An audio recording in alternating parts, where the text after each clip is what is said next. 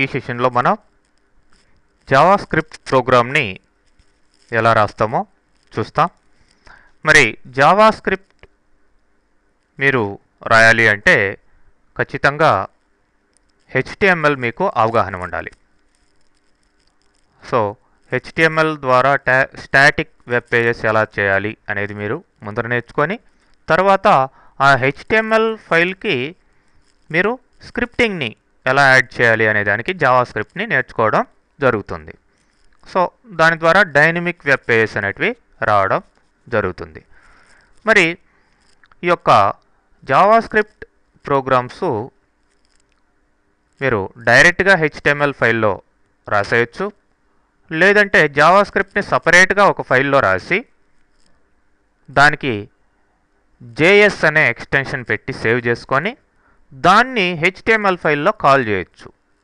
ఆ విధంగా కూడా చేయొచ్చు అనమాట. దాని ద్వారా బ్యాక్గ్రౌండ్లో ప్రోగ్రామ్ ఏం రాస్తున్నారు అనేది ఇక్కడ సోర్స్ చూసే వాళ్ళకి తెలియదు అనమాట, హైడ్ అయిపోతుంది ఆ కోడ్, అంటే ఎక్స్టర్నల్ ఫైల్గా మీరు రాసినట్లయితే.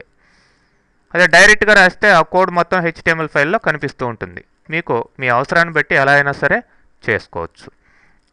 మరి ఈ యొక్క జావాస్క్రిప్ట్ని HTML ఫైల్లో హెడింగ్ పార్ట్లో కానీ బాడీ పార్ట్లో కానీ ఎక్కడైనా సరే మీ అవసరాన్ని బట్టి రాసుకోవచ్చు. ఎక్కువగా హెడింగ్ పార్ట్లో ప్లేస్ చేయడం జరుగుతుందన్నమాట. అయితే హెడింగ్ పార్ట్లో జావాస్క్రిప్ట్ రాస్తున్నారు అని దేని ద్వారా తెలుస్తుందంటే స్క్రిప్ట్ అనే ట్యాగ్ ద్వారా తెలుస్తుందండి. Script type equal to text slash JavaScript అని ఇచ్చి, అంటే జావాస్క్రిప్ట్ అయితే జావాస్క్రిప్ట్, లేదంటే VB స్క్రిప్ట్ రాస్తుంటే VB స్క్రిప్ట్ ఎలా ఇవ్వాల్సి వస్తుంది అనమాట. దాని మధ్యలో మీకు కావాల్సిన కమెంట్స్ ఏవైనా సరే రాసుకొని ఫైనల్గా ఇలా క్లోజ్ చేయొచ్చు. ఇది బేసిక్ స్క్రిప్ట్. అయితే ఎక్స్టర్నల్ ఫైల్ని కాల్ చేయాలి అంటే JS అనే ఫైల్ని, JS ఎక్స్టెన్షన్ గల ఫైల్ని మీ HTML ఫైల్లో కాల్ చేయాలి అంటే ఈ యొక్క SRC అనే అట్రిబ్యూట్ని వాడడం జరుగుతుందండి. SRC ఈక్వల్ టు అని ఆ యొక్క JS ఎక్స్టెన్షన్ గల ఫైల్ని ఇక్కడ ఇవ్వాలన్నమాట. ఫైల్ నేమ్ .js అని. ఓకే, అది ఎక్స్టర్నల్ ఫైల్స్ ఎలా చేయాలనేది తర్వాత చూస్తాం. ఫస్ట్ బేసిక్గా మనం ఈ యొక్క స్క్రిప్ట్ ట్యాగ్ని ఎలా యూజ్ చేయాలో చూస్తాం. మరి ఏదైనా మెసేజ్ని ఏదైనా ప్రింట్ చేయాలి అనుకుంటే document.write అనే మెథడ్ని వాడడం జరుగుతుంది, లేదంటే write-ln అనే మెథడ్ని అయినా వాడడం జరుగుతుంది. రెండు ఒకటే, కాకపోతే ln అంటే న్యూ లైన్ని యాడ్ చేస్తుంది అనమాట లాస్ట్లో. ఓకే, ఎనీవే మనం ఫస్ట్ ఒక ఎగ్జాంపుల్ని చూద్దాం.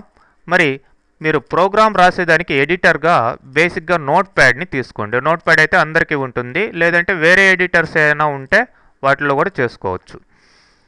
మరి నేను ఫస్ట్ బేసిక్ HTML స్ట్రక్చర్ని ప్రిపేర్ చేస్తున్నాను. HTML, దాని తర్వాత ఏమొస్తుంది, హెడింగ్ సెక్షన్ రావడం జరుగుతుంది. అంటే టైటిల్స్ అవన్నీ పెట్టుకోవచ్చు. బేసిక్గా అవన్నీ అవసరం ఉండదు కాబట్టి అవసరం అనుకుంటే మీరు ప్లేస్ చేసుకోండి.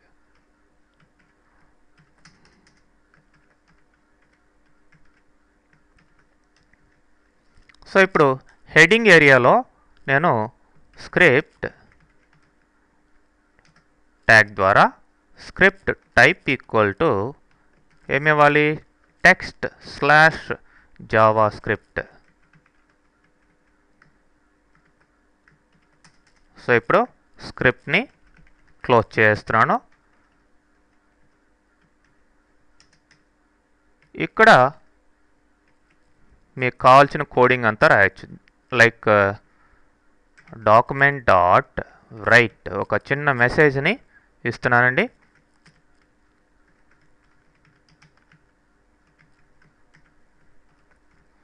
ఓకే, ఇప్పుడు సేవ్ చేస్తాం.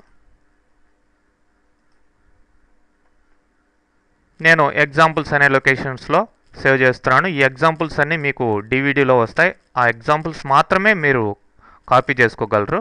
జస్ట్ నేను సీక్వెన్స్ కోసం 1_ ఇలా ఇస్తాను. ఫస్ట్ prg.html హెచ్టిఎంఎల్ ఎక్స్టెన్షన్ ఉండాలి, వితిన్ డబుల్ కొటేషన్స్లో పెట్టి దీన్ని సేవ్ చేయండి. లేదంటే ఇక్కడ ఆల్ ఫైల్స్ అన్న తీసుకొని సేవ్ చేయండి. లేదంటే ఇలా ఇవ్వకపోతే మీకు అది టెక్స్ట్ ఫైల్గా తయారవుతుంది, హెచ్టిఎంఎల్ ఫైల్గా తయారు కాదు. ఓకే, ఇప్పుడు మనకి హెచ్టిఎంఎల్ ఫైల్ రెడీ అయింది. మరి దీన్ని ఎక్కడ ఎగ్జిక్యూట్ చేయాలి, ఎక్కడ రన్ చేయించాలి మనం? బ్రౌజర్లో, అంటే గూగుల్ క్రోమ్ కావచ్చు, మోజిల్లా కావచ్చు, లేదంటే అందరికీ ఏముంటుంది, ఇంటర్నెట్ ఎక్స్ప్లోరర్ ఉంటుంది. కాబట్టి దీంట్లో ఇక్కడ మీరు ఆ యొక్క ఫైల్ లొకేషన్ని టైప్ చేసుకోవచ్చు. లేదంటే ఆల్ట్ ఎఫ్ అని ఫైల్ని ఓపెన్ చేసుకోండి. Browse. So first program open. Okay, ఇలా ఏదన్నా వస్తే దాన్ని హలో అనండి. హలో వరల్డ్ అనే మెసేజ్ మనకి ఫస్ట్ ప్రోగ్రామ్ ద్వారా రావడం జరిగింది. మళ్ళీ ఇంకేదైనా మార్పులు చేశారు అనుకోండి, ఫర్ ఎగ్జాంపుల్ నేను hello world how are you అని ఇచ్చాం. వన్స్ అగైన్ సేవ్ చేయండి. సేవ్ చేసి మళ్ళీ ఇక్కడికి వచ్చి F5 రీఫ్రెష్ చేయండి. చూడండి. సో ఈ విధంగా బేసిక్గా నోట్ప్యాడ్లో కావచ్చు, అలాంటి కంపాటబిలిటీ ఎడిటర్లలో దేంట్లోనే సరే టైప్ చేసి HTML ఎక్స్టెన్షన్తో ఒక బేసిక్ జావాస్క్రిప్ట్ ప్రోగ్రామ్ని మీరు ఇట్లా ఎగ్జిక్యూట్ చేసుకోవచ్చు. ఓకే, నెక్స్ట్ మనం మిగతా జావాస్క్రిప్ట్ సంబంధించిన వేరియబుల్స్ ఎలా ఉంటాయి, డేటా టైప్స్ ఎలా ఉంటాయి అన్నీ నెక్స్ట్ సెషన్స్లో చూస్తాం.